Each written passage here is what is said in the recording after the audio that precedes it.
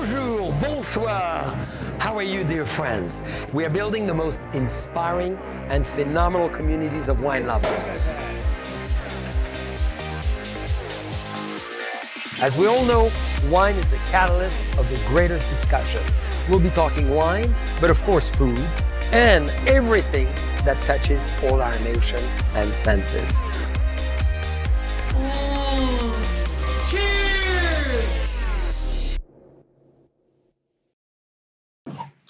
Bonjour, bonsoir, dear friends. Welcome on JCB Live. I'm very excited tonight to welcome you for a very special happy hour.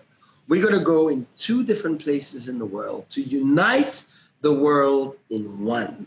We're going to bring two fabulous sisters together, Robin and Andrea McBride. One was brought in the United States, the other one on the other side of the world. You'll hear it. She has a lovely, sexy accent from New Zealand. They are the first African-American ladies building such a great success into the wine world. We're so excited for them. We're so thrilled. They're very innovative. They're very entrepreneurial. And very importantly, they've built a business together over the last 15 years from both sides of the world. So beyond everything else, they're very inspirational.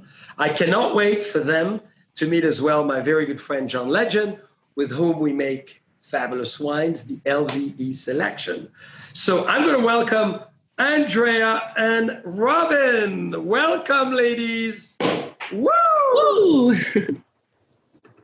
Hi. That was a fabulous introduction. Hello. Well, Andrea, I must have said, but I wanted everybody to have the surprise. Look at your gorgeous hair. Oh, Tell yes. us about the secret of those amazing, beautiful, curly, feline hair. Well, see, this is my crown. So, you know. It's in the DNA. Yeah. You either got it or you don't. Yeah. So I'm lucky. I'm blessed. Open yours. Is it the same? Yeah, pretty close. Yep. I just have it all tied up, looking professional today. Well, you're looking fabulous. Ladies, thank you for being with us. Really, from Napa Valley. And first, big question. How is it to be in business with your sister? Oh, it's a dream come true. Most people would think that it would be really difficult. And, you know, we've heard stories of siblings trying to start a business together and it being really difficult. But I think because we grew up apart, and I think because, you know, we didn't have that sibling rivalry. You were mom's favorite. You stole my doll. You stole my boyfriend. We don't have any of that baggage, you know. So because we met later on in life, we really, really treasure our sisterhood and our relationship. That's the most important thing. And then doing business together is a bonus. So same father, different mothers. Yes. That's right. So one of you were born in the United States, the other one? No, we were both born in Los Angeles. Oh, fantastic. So both born in Los Angeles. I grew up in Monterey in California, in the Central Coast, and Andrea grew up from the time she was 5 or 6 in New Zealand, where her mother was originally from. So how did you both ladies get this great sense of entrepreneurship? You know, that beautiful French word that means you undertake and you start your business, because this is very impressive. I honestly think that it is a part of the DNA. I can't, there's no other sort of way to put it. I think we naturally are comfortable with being uncomfortable. We like taking risks. We like dreaming very big. We like surrounding ourselves with people that have greater expertise than ourselves to help us get to our dream. And naturally, individually, growing up, not knowing each other, just coincidentally, that's our personalities. And then when we came together, it was something that was just this really strong force where we felt like we had to go into business together. So, Robin, Any comments on that? Yeah, I think a little bit of it is DNA as well. I think that, our shared father was very much a free spirit and had a lot of different ventures going on during his life. And then likewise, both of our mothers actually were entrepreneurs and business owners when we were growing up. So I think it's in our genes, it's in our blood, and, just natural to who we are. So who inspires you the most within your family? Is it your mother, your father? Probably both, but if it's both, for what reason each? I would definitely say the lionesses in our family, which are both of our mothers. Yes. They run the pride, they go hunt, they take care of the kids, they take care of the family. So they definitely are inspiration for sure, and laid the groundwork to show us and be the model to show us how important family is, and, to run a business and to build a community and take care of each other. So I think they're definitely our inspiration. And actually, if you look on the can on your desk, the she can, yes. And our crest, we have two lionesses and the McBride sisters crest. They're both representative of each of our mothers, and we have a peacock that's representative of our father. And on the side of the she can, there's a lioness. And on the still wines, it has our mother's initials. And then on the spritzers, I think you have a spritzer in your hand. It has the initials of our daughters. Oh, yes. Fantastic. So, and I'm holding the can and I'm wearing leopard because I know how much you love animal prints as well. I want to ask you a question before we get to the wine themselves and your great innovation. Why the wine world? Why did you start something in the wine world, which is phenomenal, but at the same time, it's not an easy field? Well, we didn't want anything too easy. That would be boring. We needed a challenge, but we both grew up in small New World developing wine regions. I grew up in Blenheim. And the region is Marlborough, which is our largest grape growing region in New Zealand.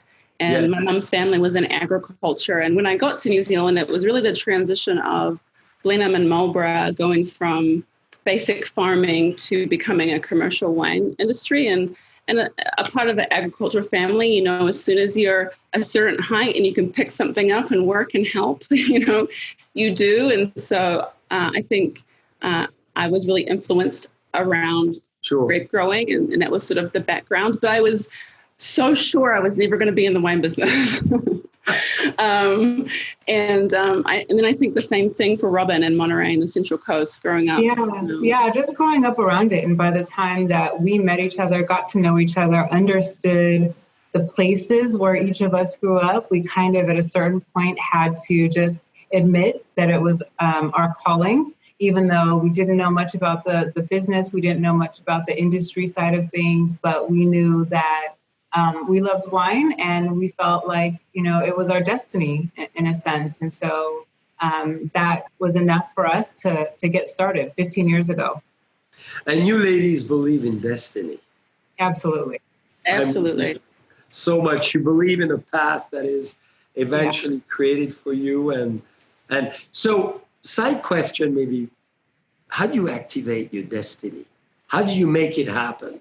It's there, but how do you concretely convert it into actions? My opinion is that you pay attention, right? I think that there's always, if you're open to, what's available and what's meant to be, and you don't deny it, you don't fight against it, things are there and available for you. And our story as sisters is just hundreds of cases of destiny or, kismet or whatever you want to call it. And when you're open to it and you accept it and you, realize what the possibilities of it are, then you can embrace it and you can, experience it and have success. And I think then to add to that, from that point is then sharpening your purpose and being very, very clear on your purpose in chasing your destiny, because in that process, you're going to go through this roller coaster of crazy, challenging times, and when you wake up in the morning and you want to quit, and, you're just like, the purpose is what stops you from giving up. And the purpose is what just drives you towards that destiny. Very well said. You remind me both of my good friend, John Legend. This is why I wanted you to have his sparkling wine, because he spoke the same way as, young artist, following your destiny. You believe you have one, but it's not easy every day. And then suddenly it happens. So this is very exciting. So ladies, before we go to the cans, or maybe you want to start with the cans, but you send me this splendid Sauvignon Blanc from magnificent Marlborough. Yes. Shall we try it? Yes, let's do that. So who would like to tell us? Well, I will. It's my backyard, so I will. She's got the accent, so she definitely has to talk about the New Zealand Sauvignon Blanc. Look at this beautiful McBride sister collection. Sauvignon Blanc, Marlborough region. Love it. So I have very, very strong opinions on Sauvignon Blanc. I can feel it already. The grapes where this wine is grown is from the Upper Wairau region in Marlborough. And it's from the sort of warmer part of the region. And in this wine, we really want to showcase our growing expertise in the spectrum of flavor. So we're trying to get, the green sort of spectrum of fruit, but also stone fruit, tropical fruit, a great acidity and a vein of acidity throughout, and just really kind of showcase this beautiful spectrum of flavor that we feel like really comes from this little pocket within Marlborough. Oh, very much so. Robin, for you who's been raised in the Central Coast in beautiful Monterey, any parallel with what you make in California? Oh, yeah. Well, hopefully we're going to taste one of those wines. We're going to taste the red blends, right? So the McBride Sisters collection, just sort of backing up a little bit, is 2 wines from New Zealand, 2 wines from the Central Coast of California. So we want to make sure that our family of wines is representing both of the places where me and Andrea grew up. And so we have the Sauvignon Blanc that you just tasted. We have Sparkling Brut Rosé also from New Zealand. And then from California, we have a Chardonnay, a cool climate Chardonnay, and we have a red blend. It's a Merlot-based red blend that whenever you're ready, I'd love to taste with you. And absolutely. Well, I'm always ready. So what about if we serve it as I ask you another important question? Okay. Robin, so, and both of you, you created as well. Well, how was it to start as a woman, your wine company? Lord Jesus, that's a loaded question. Well, we're going to have a few more glasses of wine there, sir. I don't know if that's quite simply answered. Also, because we've been in the business for about 15 years, and I'm sure you know that. 15? 15. So yeah, you were 12 when you started. Well, that's not only were we women, but we're also Black women. But at the time, we were also very young for the industry. So we had a few things that just made us really not seem like normal wine company owners, wine business people. And so we had kind of challenges around all of that. We kind of had a trifecta of things that made us not really fit into what sort of was the status quo and what was the norm at the time in the wine business. So, and literally when we started, Andrea was still in college. She was in her junior year of college when we started our first business. So really even of age to drink, maybe not. She was. I was. That. And I was in New Zealand, the drinking age is 18. So. Oh, She had plenty of years behind her at that point. But we did have a lot of challenges because we just honestly, we just didn't fit in, and I think that when we're trying to talk about our expertise in the business, when we're trying to talk about our knowledge of New Zealand and our knowledge of the Central Coast of California, when we are, taking meetings, people are asking us, where's our boss? Where's the owner? We had a lot of things just, again, because we didn't fit the norm. And that was 15 years ago. And there's been, the industry has progressed somewhat, since that time. But obviously, it's still not as diverse as it could be, and that it eventually will be one day. So, we still see some of those challenges. But,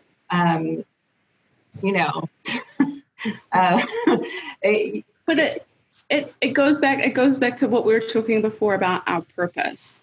And, since 2005, our purpose has been really clear, is to transform the industry, lead by example, cultivate community, one beautiful glass of wine at a time. Yes. And so with that at the forefront of everything, these challenges seem a little bit less challenging. They disappear. And ladies, you bring it up.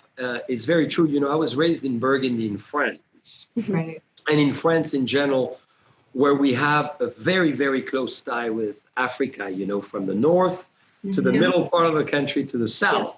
Yes. And I've had the pleasure, naturally, to go to South Africa many, many times. It's a short flight from France. Still 10 hours, but you leave at 8 p.m., you arrive at 7 a.m.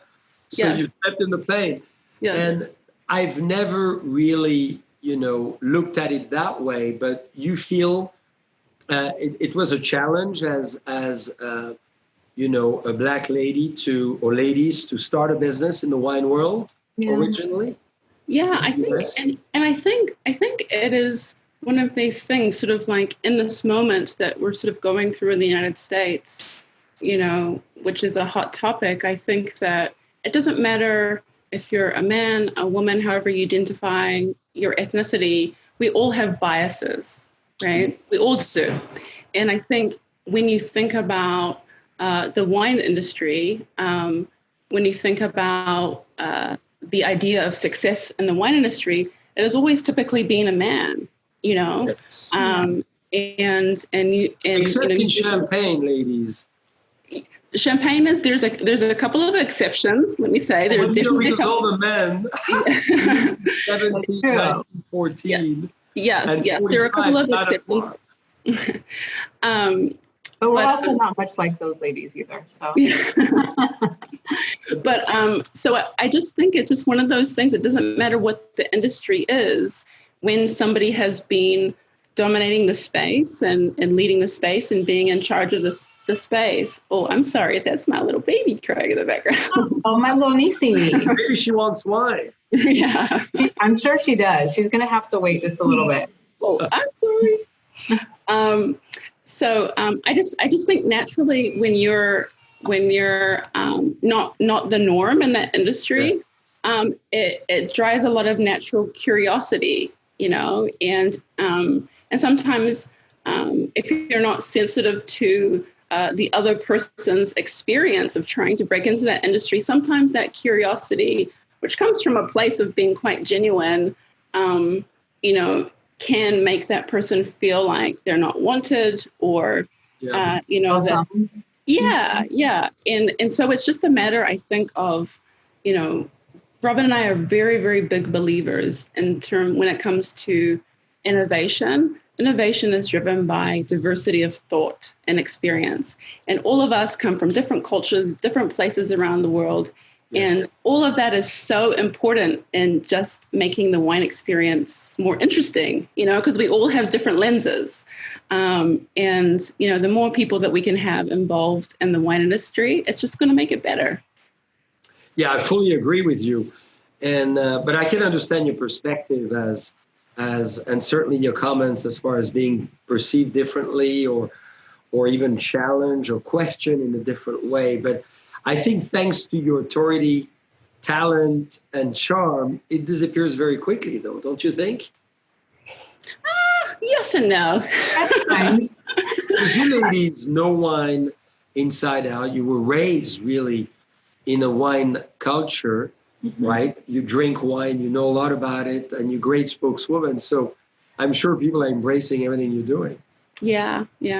Especially right now, things are good. I think in a time, one of the positive things about COVID is with everybody sheltering in place, it's really forced more family time and people to enjoy wine at home. And, if we can be a part of that celebration in that moment, it's fantastic. And reflecting on wine and the people behind wine differently, Yeah. So ladies, I suggest we do something interesting. If you have 2 glasses in front of you, Okay. because, one of my close friends is obviously John Legend. Yes. As a great African-American singer, came into the world of wine as well in a big way. Yes. John was a friend, as many who come to Napa or Burgundy or the south of France and say, I want to make wine. And, Right. we say no to 90% of them. And obviously, John, I need to tell you, has a great palate. And it's a fabulous flavor profile as far as understanding wine. And Chrissy, his wife, as well. So we decided, after blending wine at Raymond, to make wine here in Napa Valley together. And it has been a fabulous experience. And therefore, ladies, I'd love for you to present, and maybe Robin, your beautiful Central Coast. And then next to it, if you have another glass or after. Yeah. That Sauvignon Blanc, by the way, Andrea, is amazing. Oh, thank you. Well, you know what I love about your Sauvignon Blanc? As a Frenchman, Frenchman, I have as well that very strong seduction of the Loire Valley. And Sancerre. Sancerre. Yeah. It's exotic, it's tropical, but not as much as many of the New Zealand. So you kept it subdued, which is that very restrained, phenomenal, elegant flavor profile. Yes. Are you describing me or are you describing the wine? I'm describing you more. Okay. But I think you make one together, right? Yes, thank you. I want to get my hands around those hair. Yeah. I don't know. My hair. Yeah, I think you might, my husband might feel a certain way about that. Well, I'll make sure he can do it into my wife's hair as well. Oh, so it's a fair we'll have trade. a hair experience. Okay. Deal. Ladies, why don't we, and Robin, would you be so kind to describe this great wine? Yeah, absolutely. I think you have I'm not sure if you have our 2016 or 2017. This is our Central Coast red blends. 16? Yes. Okay. Red blend, and this is from all of the California McBride Sisters collection wines are sourced from somewhere on the Central Coast. So this red blend is primarily a Merlot blend. So it's about 30% Cab being from Paso, Merlot from Monterey, and it's a medium-bodied red blend. So it's about 13.5%, I think, alcohol. But the combination, again, Central Coast of California, cooler climate, so really beautiful, cool flavors of plum and dark fruit and cherry and blackberry, is barrel aged with some French oak. So, and just sort of minimal. That's kind of our wine philosophy. We say old world style with new world finesse, because obviously we make our wines with new world fruit, but we don't like to over manipulate in the winemaking process. So really straightforward. Just want to have a beautiful expression of the fruit in both of the areas where we grew up. And I think that right now, I could be mistaken because it seems to change week by week lately, but right now I think our Sauvignon Blanc has been our biggest seller, and then right behind it is this red blend. Yeah, I can see why. A lot of finesse, as you described so well, a lot of elegance, which I'm delighted to see. Very beautiful integration of the fruit profile as well. Yep. So, Andrea, are you ready to describe John Legend's wine, the LVE? I am. You should be the one talking about it. Yes, and I have to say the bottle, the label is absolutely beautiful. I really love the packaging is gorgeous. So you all did a fantastic job with that. So let me give a little. And ladies, another question as you think of the wine, it's very true. You mentioned, the Black community at large. How do we bring more people, into the world of wine, from making the wine to enjoying the vineyards and the wine region, all the way to, promoting and marketing wines within that, because it would be very exciting to see a lot more people wanting to be part of it. Yeah. I think what is your view?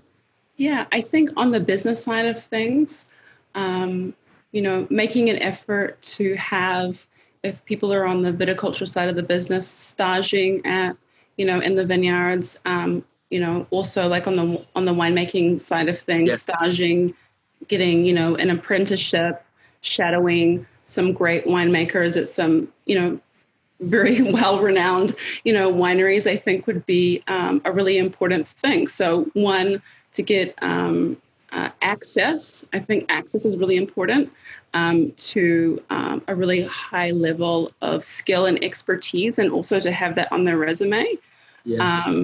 And so that's one thing. And I think, one of the things that Robin and I do at McBride Sisters is we created a professional development foundation for yes. women and the wine industry. I think on the business side of things, helping people advance in whether it's their wine MBA at Sonoma State or whatever it might be, getting those, credentials so that they can have a really good confidence in their expertise and their skill set. And then I think it's, on the consumer side of things, it's hiring a lot more women and people of color in tasting rooms, and honestly, just making people feel welcome. I think, yes. it just comes down to, I think wine should be fun. It should be enjoyable, which of course it is. Yes. But I think it's just, looking at a way to approach wine that is a little bit less intimidating, and just much more fun, which I know in your case, you are an amazing entertainer, and everybody. Not all wineries are that way, though. Yeah, not all wineries are that way. I think it's just that. It's just, all of us working together to make a very welcoming experience for everybody of all backgrounds. As you know, like if anyone comes to wine country, they're going to fall in love because it's beautiful. You're going to be experiencing, whichever wine country it is, you're going to be experiencing amazing wines no matter where you go. But if anybody has a bad experience or doesn't feel welcome, either on the consumer side or on the professional side, you have a bad experience, you don't feel welcome, you somehow feel like, you're not wanted or you're not a part of, the experience there, then you're going to shy away from it. You're not going to look at it for a place where you're going to go to have fun, or you're going to go to vacation, or you're going to go to pursue a career. So I think we all have a lot of work there to really, change, any perception that there might be, and just make sure that everybody feels welcome and that everybody has access to beautiful wines and to experience this, beautiful wine country and just really enjoy themselves and have all positive feelings. I think was going to go a long way. And I feel like that's what we see now, right? There's like younger people, there's people from all over who come to wine country, where before the perception might have been, it's an older, more wealthy type of, person that spends time in wine country and gets to experience wineries. But I think it's really starting to change, and people are starting to understand that there's something for everybody and that everyone's welcome. Well, and you're exactly right, Robin and Andrea, and we saw that a lot when we started with John, because he was obviously having a lot of fans, who were not actually drinking a lot of wine. They were in the beer or more maybe in the spirits category. As we know, there's a lot of people enjoying that in bars or clubs or even, concert venues. And we started to receive a lot of them at the wineries, and they're starting to love wine. So I think you're right. It's exposing, opening our arms. We have an ambassador program where we have over 100 and plus, African-American ambassadors. Yes. Phenomenal in wine. They're very talented. They're very passionate, and they're opening the way to many. Yeah. And as you said, it's not only, you know, African American, it could be Chinese as well. Yeah. It's got to be everyone, right? Everyone, absolutely, everyone coming to it. So, Andrea, tell us the 3 words of wisdom on LVE. Remember, John Legend is going to watch you. Oh, no. Having his wine, so, you know, you may want to sing it. Because oh Lord, no. McBrides don't sing. McBrides don't sing. No. We sing all the time. We're just not good at it. Sure you are. But I would say on the nose, I get a lot of black fruit, like blackberries, blueberries. Yeah. I get a little bit of like chocolate. I get a little bit of kind of something that could be like maybe caramelized. I'm not. Well said. So, ladies, we have a few minutes left because you're very busy and you have a baby to feed. So what besides wine is your passion? What else is there?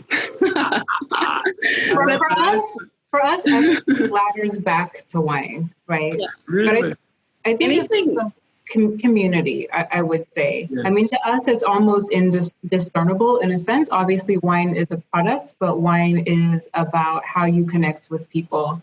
And that's something that attracted us to wine in the first place. And that's kind of our North Star. That's what kind of guides us and carries us through everything that we do when we make the wines and when we figure out how we go to market with the wines. It's really about the community that we're building around the wines and how people are going to connect over the wines. So, you know, I consider that to be our passion, at least as equal as to the wine itself. Yeah. Anything that's Epicurean, like we love other makers, whether it be cheese or, you know, somebody that does amazing like charcuterie, you know, but it all ladders back to wine. Well, we cannot wait for you to come to see us at the Oakville Grocery in Napa. Yeah. Oh, yes. I'm sure. Yes.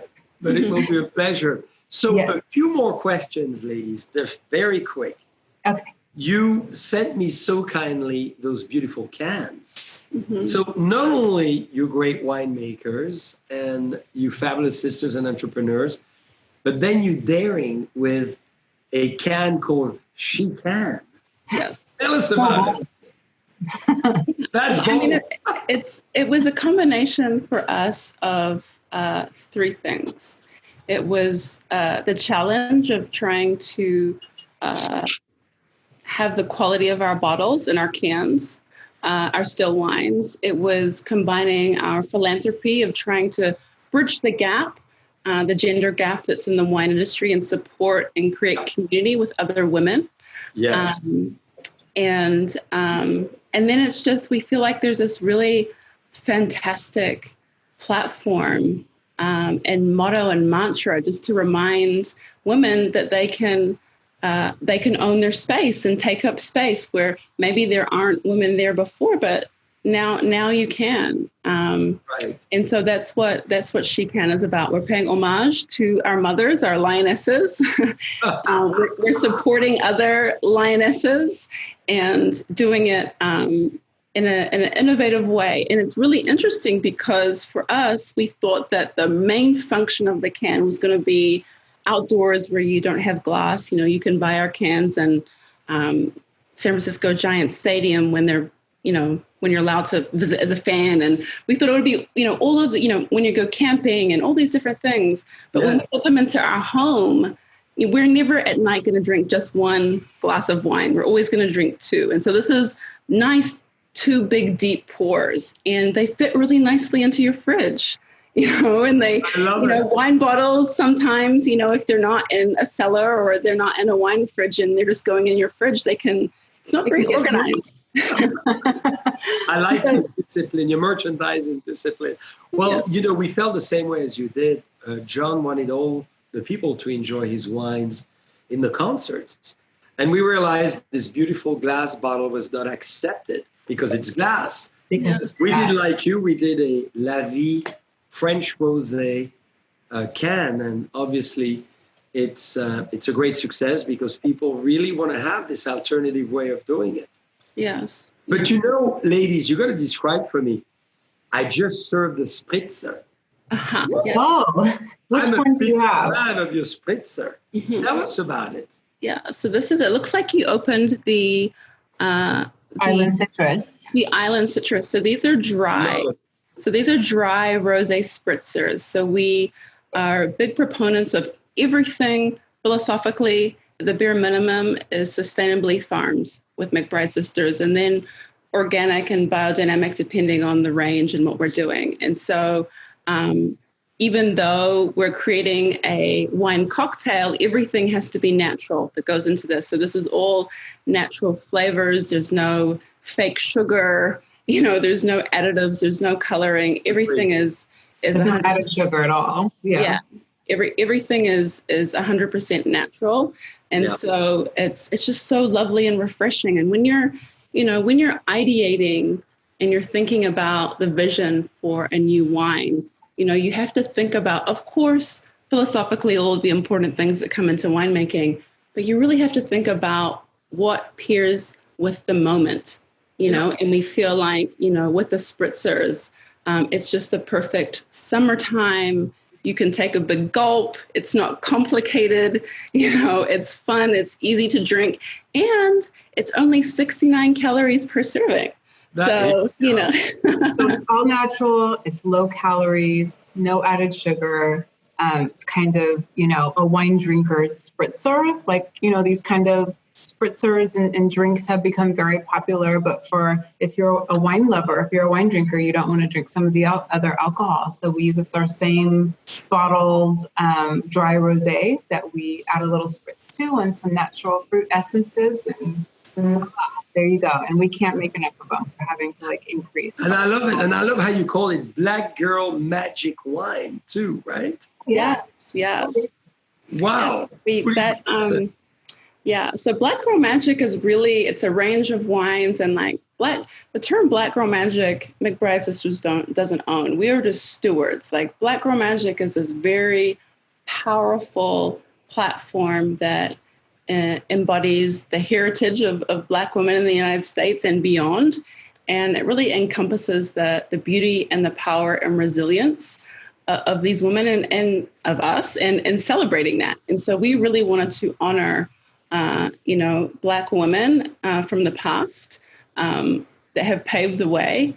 All the women that are doing amazing things now, and all of those women. We're talking about destiny earlier that are kind of planning, where they want to go. We want to be able to be there to celebrate those moments with them, with exceptional wines. And you're doing an amazing job at it. Congratulations. So, ladies, one of the last questions, of course. The dream you want to share that you haven't not yet achieved, but that is coming. Well, we're living the dream. I was going to say, this is a pretty good, we're living the dream. Gosh, Robin, I didn't know.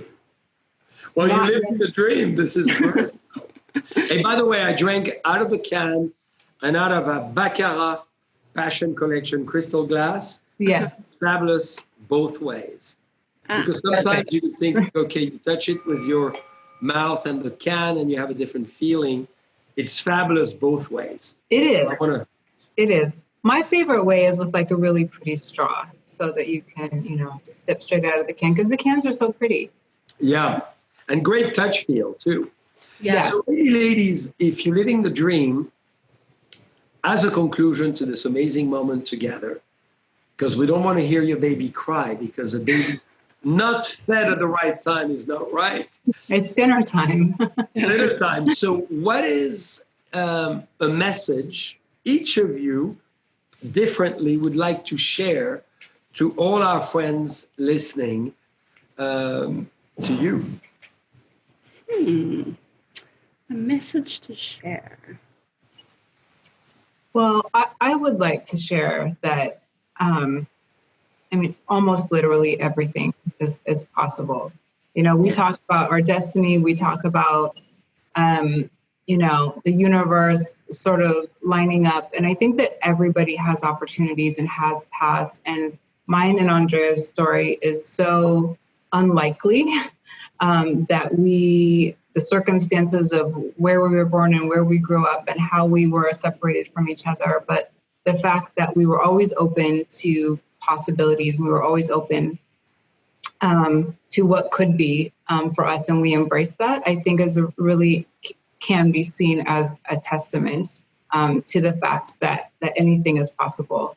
It's a very slim probability that we'd be doing what we're doing right now and that we'd be doing it together. But, in our hearts, we knew that this was something that we could accomplish. And here we are. Very exciting. Very well said.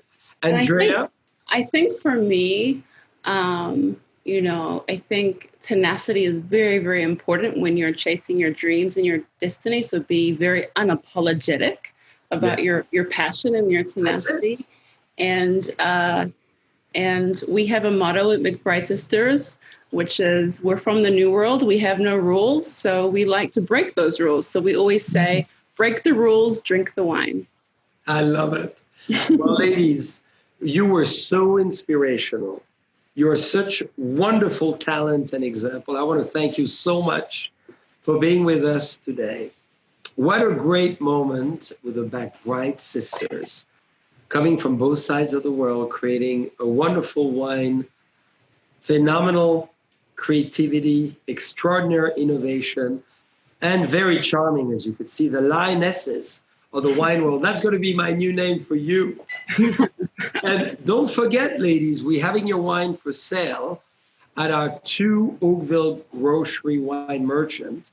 Both stores in the heart of Napa Valley and Hillsburg are having all those wines. We're having a great offering, and we're delighted to see you succeed. And we're very excited what you're doing for ladies, for all the African-American entrepreneurs out there, and showing the way. So I'm raising my 2 glasses. I have 2 and my as can. well. I got to do the can too. I have them all to you, to your success, to your children, and to visiting each other in person very soon. Yes. Thank you so much. Thank you. Thank you for having us. Cheers. Cheers, ladies. Thank you, ladies.